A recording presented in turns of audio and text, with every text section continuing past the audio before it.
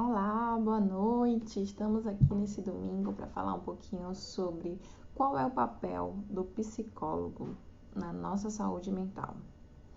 Estou aqui, eu, Priscila, psicóloga, vim aqui compartilhar um pouquinho dos meus conhecimentos com você. Vem aí para essa live. Se você gosta desse material, dá uma curtida e chama os amigos para assistir. Clica nesse aviãozinho que está logo aqui embaixo, ó, do lado dessas duas pessoinhas. E chama aí os seus amigos para assistir essa live que será muito interessante. Boa noite aí para todos que estão chegando e vamos lá. Quem quiser deixar um recadinho, uma pergunta, pode colocar aí nos comentários que aos poucos no decorrer da live a gente vai estar falando. O nosso tema de hoje é: qual é o papel do psicólogo na minha vida ou na saúde mental das pessoas? Então, olá, tá chegando aí Leide, boa noite, Eloy, muito boa noite, sejam muito bem-vindas a essa live. Tá dando pra me ouvir, tá dando pra me ver direitinho, como é que tá aí? Dê aí um feedback sobre como é que tá o áudio e como é que tá a visualização da imagem. Hoje a gente tá aqui, né, pra falar um pouquinho sobre saúde mental na vertente do psicólogo. Então, vamos começar, né? Falando um pouquinho o que é a psicologia. A psicologia é uma ciência que promove seus conhecimentos sobre o ser humano através de técnicas de conhecimentos. Conhecimentos esses que estão sendo testados e validados continuamente. Muito obrigada aí. Então, nós passamos assim a estudar.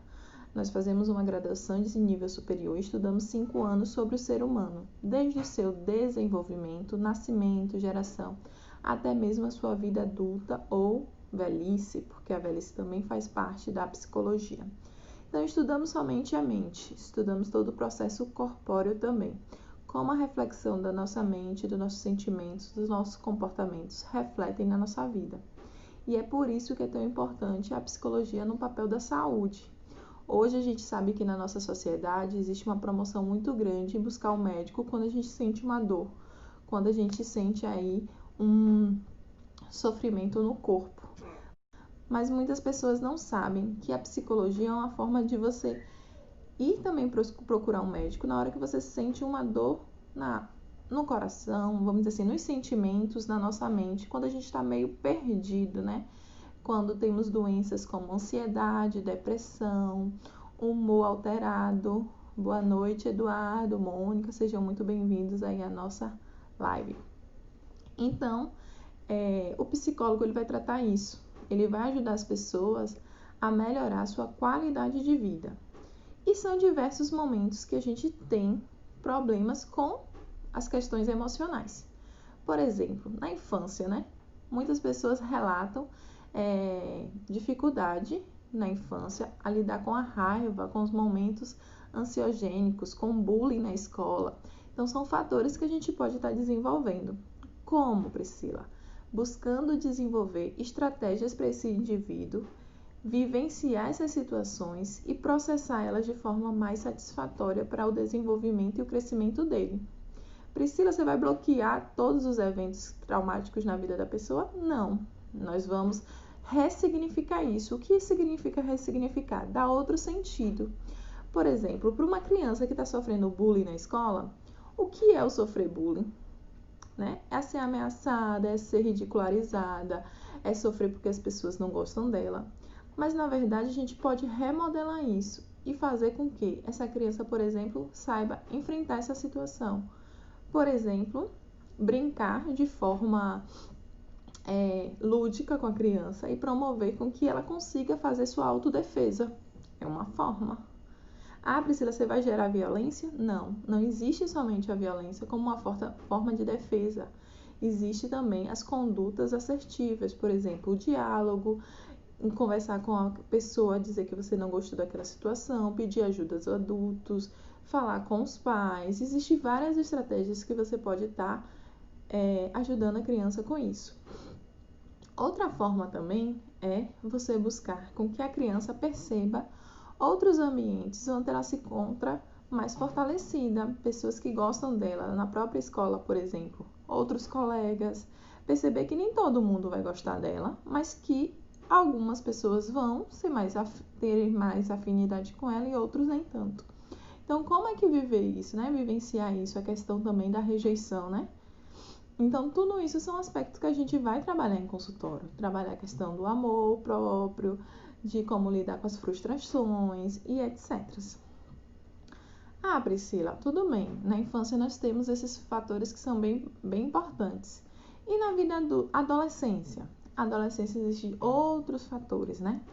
Na adolescência a gente tem aí os adolescentes que estão vivenciando sua sexualidade, vivenciando seu empoderamento feminino ou masculino, né? Vivenciando aí sua forma de pensar, a defesa do seu auto-eu, a descoberta de profissões. Então, tudo isso pode gerar um fator ansiogênico para essa pessoa.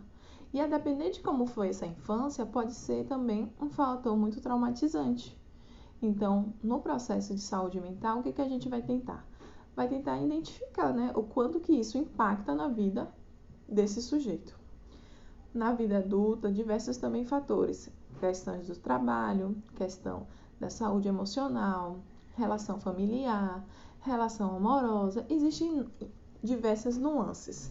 Idoso, como envelhecer com saúde, como não se perder no processo de inutilidade, né? Querendo ou não, quando a gente fica idoso, alguns idosos perdem muito a sua capacidade ativa de viver a vida. Então, com isso, o que acontece? Eles vão se tornando mais lentificados, eles vão deixando mais de lado e tudo mais. E perceber que, apesar disso estar acontecendo, eles podem fazer outras coisas, é essencial para trazer aí a qualidade de saúde mental para eles, a qualidade de saúde. Boa noite, Arabelle, Avlis. Então, esse é um dos papéis da psicologia. Existem psicólogos que atuam com diversos âmbitos de desenvolvimento. Então, o que eu gostaria de ressaltar? Assim como a psicologia ela tem diversas abordagens, nós temos pessoas que trabalham no parâmetro comportamental, que trabalham aí pensamentos, sentimentos e comportamentos. Tem pessoas que trabalham no parâmetro do inconsciente, que vai perpetuar aí os fatores que estão no inconsciente do sujeito e que ele precisa se desenvolver e trazer para a consciência. Tem as terapias holísticas, né? Que vão trazer mais questões de natureza, âmbito com a terra, entre outras vertentes. Então, cada profissional ela tem uma forma de atuar perante o que o sujeito é. Então, quando você procurar um psicólogo, não se baseie na primeira experiência. Por quê? Porque, como eu estou falando, cada psicólogo tem uma forma de trabalhar. E ele também é embasado por conhecimentos técnicos. Cada técnica traz uma abordagem diferente. E eles vão pensando cada um numa estratégia diferente. Algumas coincidem, outras nem tanto. Mas todas são eficazes. Por quê? Porque o sujeito ele é múltiplo, ele é multifatorial, ele tem diversas nuances. Então, cada uma pessoa vai reagir a uma técnica terapêutica de forma diferente. Então, é importante, se você procurar um profissional, primeiro, saber se ele atua com a sua demanda. Sim, porque tem profissionais que são mais voltados à infância, tem profissionais que são mais voltados ao público adulto, outros mais ao idoso. Então, são diversos âmbitos. E por que é importante saber qual é a atuação desse profissional? Para, de repente, você se tornar mais seguro na sua escolha. Se ele já passou por experiências de tratar a demanda que você está trazendo, ele vai ser muito mais assertivo na conduta terapêutica. Isso vai te ajudar bastante e também vai dar um norte para o caminho de vocês. Segunda coisa é perceber a abordagem dele. Ah, Priscila, isso influencia muito? Sim, porque às vezes você fica tentando o psicólogo, aí vai para outro, mas todos eles são da mesma abordagem e você não gosta muito da didática terapêutica dele. E isso faz com que você anule aquela profissão, que você vai logo dizer, eu não gostei da psicologia, não faz muito sentido para o meu tratamento. Mas, na verdade, você não tentou técnicas diferentes, você tentou profissionais que atuam com a mesma técnica. Então, por isso que é importante você identificar qual a abordagem dele. Né? Eu escuto assim, quando eu vou para o meu consultório, eu percebo que muitas pessoas chegam lá e falam, Ah, Priscila, eu queria saber se a gente vai ficar só conversando, porque eu já passei por algumas experiências e não gostei. Tem um momento do atendimento onde eu não tenho muita coisa o que falar e eu queria, assim, uma resposta sua, uma orientação, alguma coisa. Nós, psicólogos, não vamos lhe dizer como agir. Isso é uma forma que a gente vai encontrar juntos. Por quê? Porque a forma como você vai viver em suas experiências, ela perpassa a sua história de vida e a sua maturidade atual. Por exemplo, eu posso dizer para você, vá lá e aceite esse emprego. E você não tem maturidade, você não tem bagagem necessária para enfrentar esse desafio. E aí? Você vai chegar lá, vai aceitar, vai perceber tudo isso na dinâmica do trabalho e vai voltar e vai me dizer, Priscila, não deu certo, me frustrei, não vou mais trabalhar mais. E aí? Entendeu? Nós, psicólogos, nós não fazemos esse tipo de condução. A nossa condução é por meio de vantagens e desvantagens, com técnicas, né? Uma delas pode ser a vantagem e desvantagem, listagem de conhecimentos, valores e condutas. Então, existem inúmeras técnicas que podem te ajudar a esclarecer, elencar o que seria interessante para aquela situação e a partir daí você tomar a sua decisão para aquele assunto. Sim, porque a decisão principal ela perpassa por você que está fazendo o atendimento.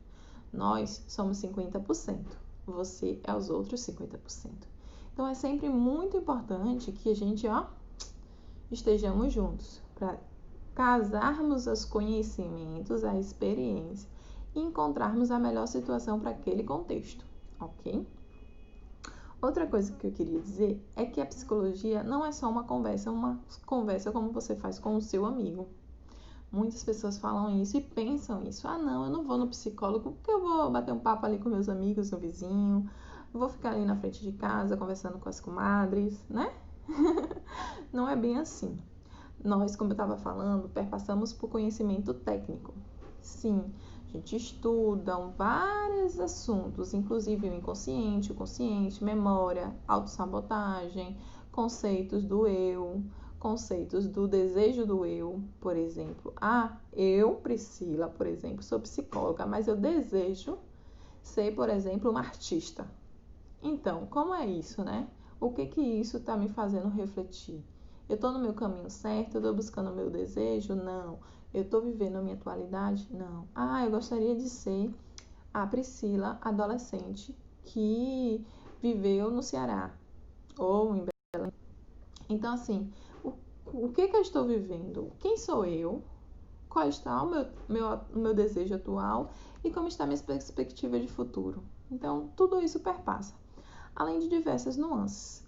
Nós estudamos neurociência, né? Os aspectos mais científicos do nosso cérebro, processamento, neuroplasticidade, são palavras um pouco mais técnicas que talvez você não esteja muito acostumado, mas só para dar um embasamento sobre o que a gente se aprofunda para te ajudar com meio das nossas técnicas. Entendeu? Então, assim, na abordagem que eu sou terapeuta cognitiva comportamental. Então, eu vou trabalhar o quê? Seu comportamento, seu pensamento, seus sentimentos e tudo isso refletindo na sua vida atual. Ah, Priscila, eu vou saber sobre o seu passado? Vou sim. A gente vai fazer uma análise sobre sua história de vida, vai fazer uma análise sobre o seu passado, como foram seus comportamentos, porque quando eu entendo o seu passado, eu entendo muitas das formas que você pensa hoje e de como você age. E algumas coisas eu consigo até mapear suas possibilidades de respostas. Sim, a gente não faz leitura de mente. Nós também não prevemos o seu comportamento, mas a gente sabe elencar, por exemplo, se eu sou uma pessoa que está tendo experiências de fugir de determinadas tomadas de decisão, eu sei que a probabilidade de eu fazer isso amanhã, essa semana, esse mês, são maiores. Então, com a terapia, o que eu vou fazer? Eu vou trazer isso para minha consciência, vou dizer, meu paciente, como estamos? Percebe que você vem trazendo comportamento de fuga dessas determinadas situações, principalmente quando existe um comportamento de necessidade de tomada de decisão? Então, a partir disso, vamos falar sobre isso. Vamos identificar quais são os comportamentos quanto você está utilizando dessa estratégia no seu tempo atual. Como isso pode ser diminuído? Sim, é necessário diminuir vários comportamentos e é necessário identificá-los, porque às vezes a gente pensa assim: ah, não, eu fui agressiva porque me subiu a raiva. Ó, dedinho que não. Você veio acumulando questões internas, aborrecimentos, assuntos que você foi lá, ó, só armazenando, só armazenando. De repente, uma situação foi o estopim para você jogar tudo para fora, entende? Então, não é um simples foi de repente. Ah, foi de repente que ela teve depressão, foi de repente que ela teve uma crise. Nunca é de repente. Talvez você não se tornou consciente daquilo que você passou para chegar naquele contexto. Porém, você passou por alguns desafios que são necessários identificar para você não cometê-los. Ah, Priscila, por exemplo, eu já passei por situações onde eu tenho consciência sobre aquilo que está acontecendo.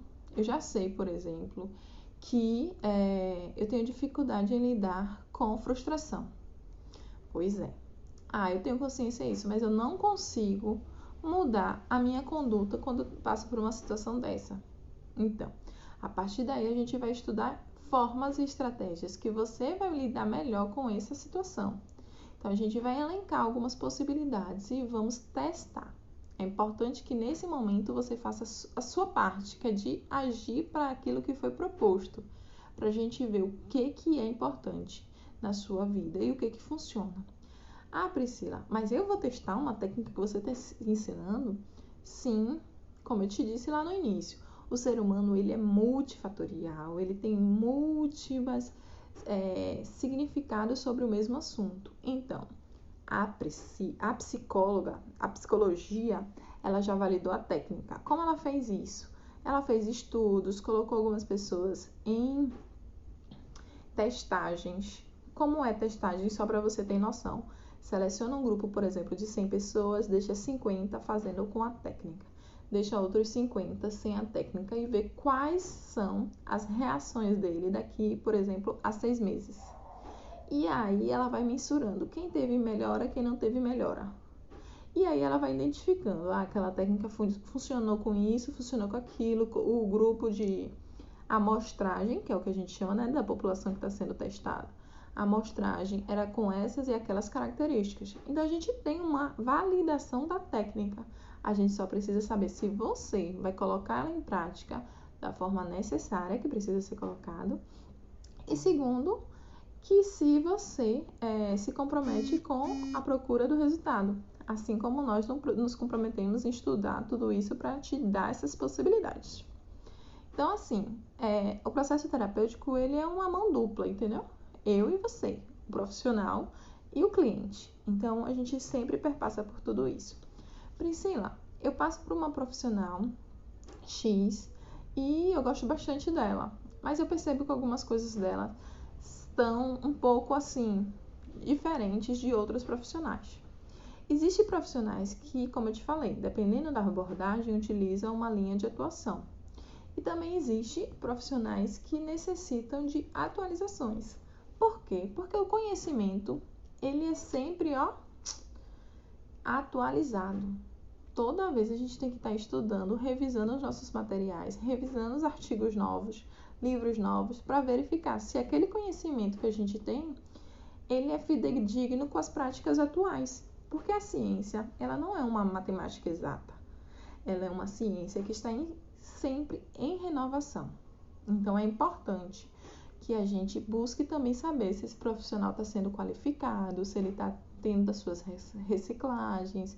É importante, assim, para você também fomentar o quanto é o nível de conhecimento dele, entendeu? São conduções. Tem gente que não vai se preocupar com isso, mas eu falo isso muito porque eu percebo que às vezes há um descrédito da nossa formação. As pessoas acham muito que é oba-oba, é só conversa, é só diálogo. E não é isso, existe todo um estudo por trás. E que muitas vezes não é exposto para as pessoas.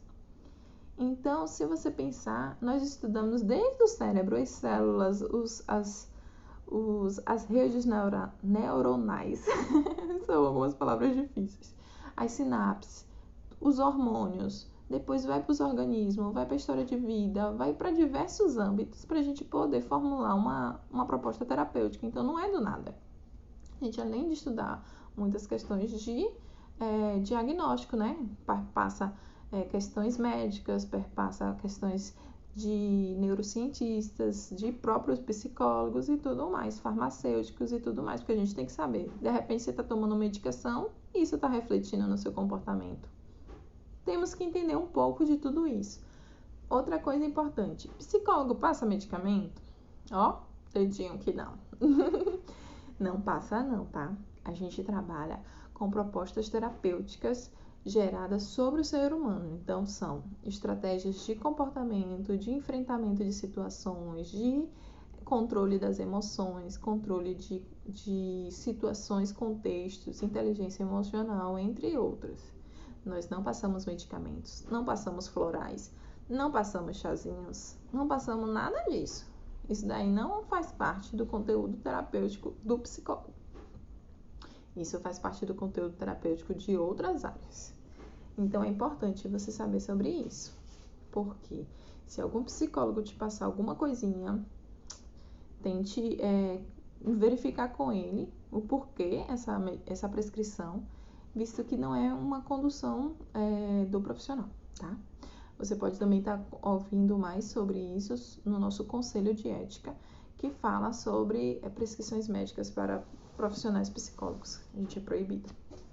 Então, são algumas nuances que a gente vai falando para poder você ter um conhecimento maior sobre a psicologia. E por que eu estou falando isso? Como eu te falei, recentemente eu estou ouvindo muitos comentários sobre essa profissão, essa conduta terapêutica, e que às vezes eu acho necessário a gente poder trazer alguns mitos, né? Por exemplo, psicólogo lê mente? Eu tenho um psicólogo, meu amigo, será que ele fica me analisando o tempo todo? Ó, não. Nós trabalhamos com isso de forma muito séria.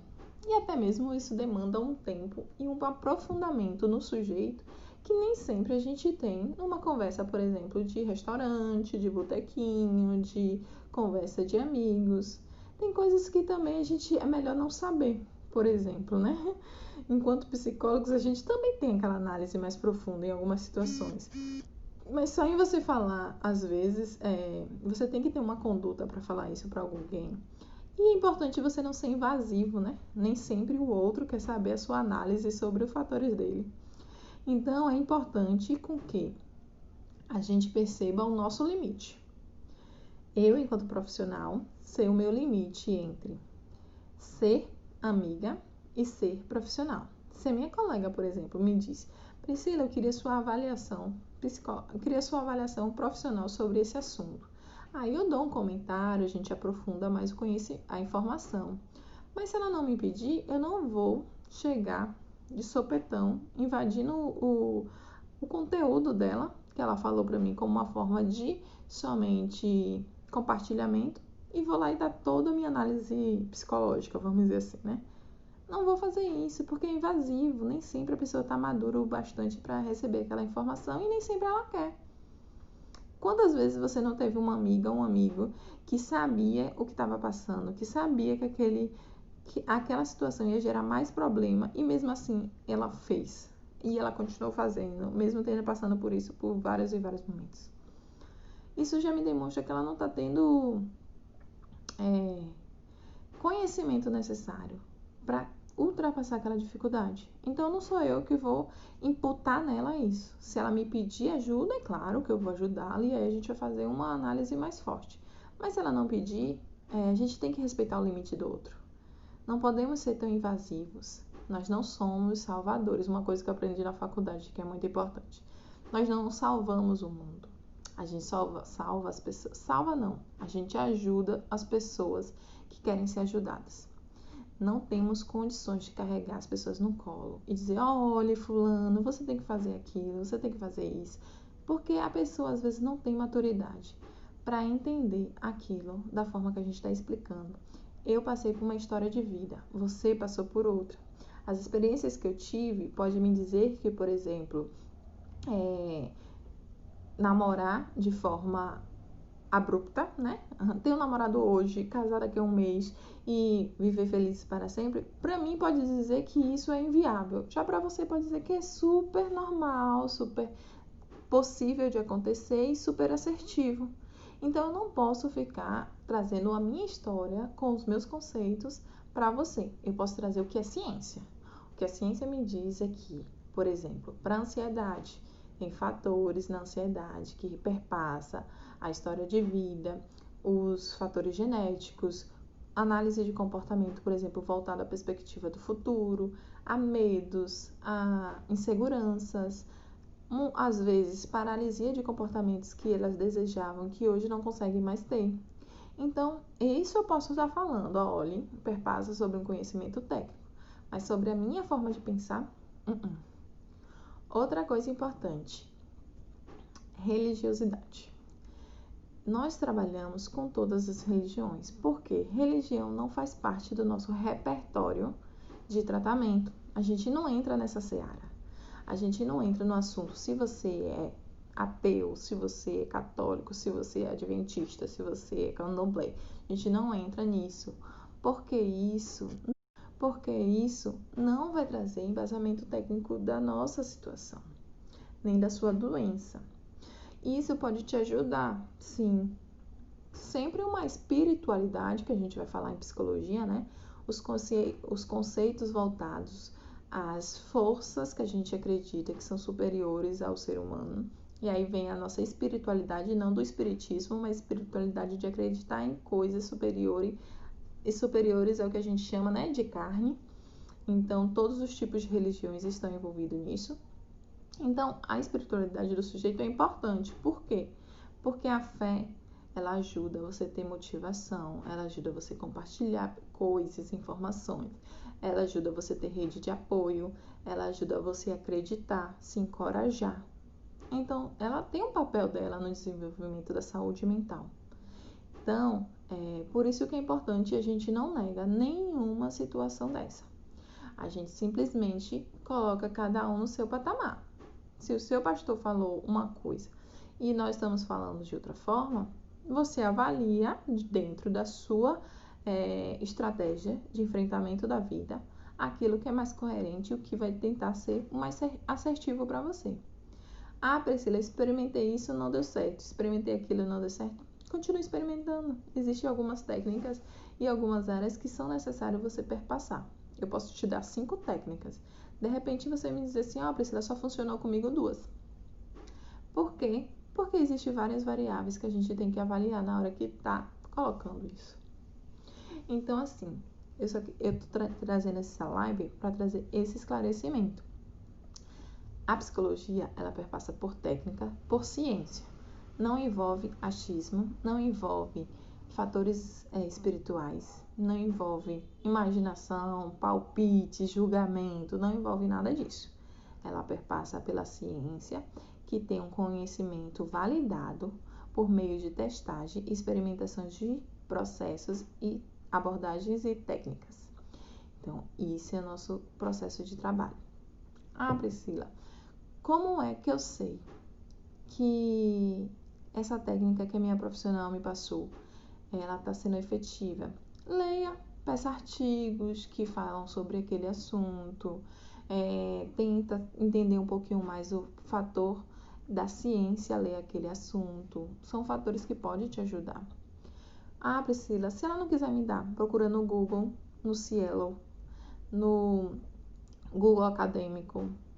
Tem vários sites de artigo científico que você pode ir lá digitar o nome daquilo que você está sentindo e buscar informação. Por que eu preciso de um profissional, já que o Google tem essas informações? Porque o profissional ele vai avaliar de forma mais efetiva o seu caso. Vai trazer na individualidade que é você. Então, ele não vai pegar qualquer artigo, ele não vai fazer esse processo de pegar somente o que o conhecimento científico fala e te colocar para você fazer. Não, ele vai fazer o confrontamento das informações do sujeito, que é você, do que a ciência fala, e assim criar uma estratégia de trabalho para te favorecer. Outra coisa importante, terapia para sempre? Normalmente as terapias têm início, meio e fim. Elas normalmente perpassam por esse período. Então, se você começa, quando é que eu sei que eu preciso ir para terapia? Eu sei que eu preciso ir para terapia quando aquilo que eu sinto que está me prejudicando está influenciando no meu dia a dia, está limitando as minhas ações, está me gerando grande sofrimento. Então, eu sei que a partir de agora eu preciso ir para terapia para estar trabalhando esses aspectos. Por quê? Porque se você continuar assim, o que hoje é uma coisa ruim, pode se tornar amanhã ou daqui a um mês uma coisa pior ainda, mais grave. E você tem muito mais dificuldade em sair desse processo.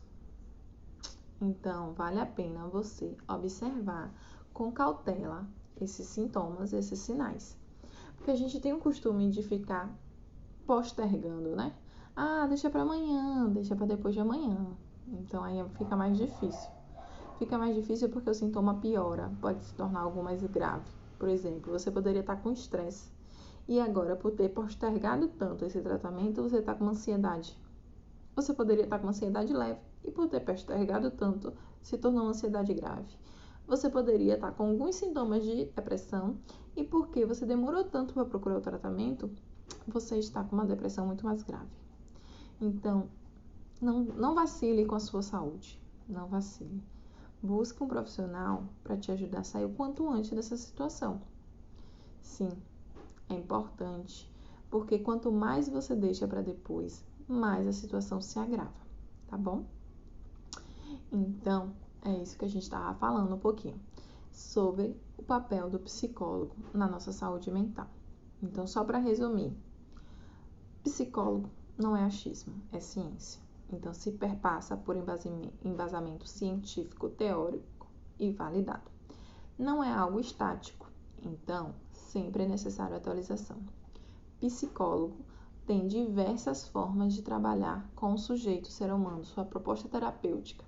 Então, ele vai te ajudar de diversas formas. Se você passou por algum psicólogo e esse psicólogo não foi muito coerente com a forma que você acha que seria o seu jeito de agir, o seu jeito de enfrentar os problemas, procure outro, tenta ver outra abordagem, quem sabe pode melhorar a sua situação.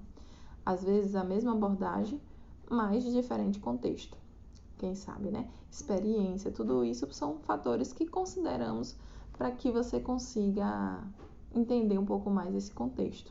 Não passe pelo primeiro profissional e deixe de buscá-lo só porque você não simpatizou com a proposta terapêutica.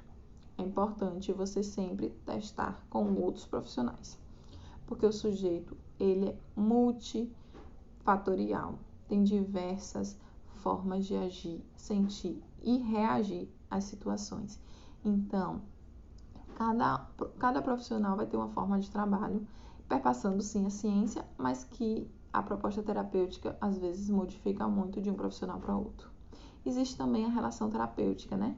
Você tem que ter afinidade com aquilo que com aquele profissional que está trabalhando. Boa noite, Sérgio, Everton, tudo bem?